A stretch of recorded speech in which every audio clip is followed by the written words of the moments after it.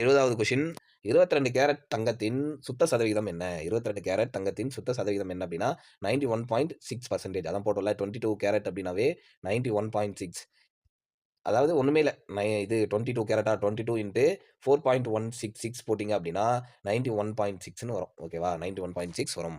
அடுத்தது தமிழ்நாடு அடகுப்பிடிப்போர் சட்டம் அப்டின்னா 6/11/1943 தமிழ்நாடு அடகுப்பிடிப்போர் சட்டம் 6/11/1943ல வந்துச்சு. அடுத்தது தமிழ்நாடு அடகுப்பிடிப்போர் சட்டம் எப்போது அமலுக்கு வந்தது அப்டின்னா 23/11/1943 இந்த டேட்லாம் நல்லா பார்த்துக்கோங்க. அடுத்தது 73வது கொஸ்டின் தமிழ்நாடு அடகுப்பிடிப்போர் சட்டம் கவர்னர் ஜெனரல் இசைவு பெற்று எந்த கோட்டையின் கெஜெட்டில் வெளியிடப்பட்டது? செயின்ட் ஜார்ஜ் கோட்டை.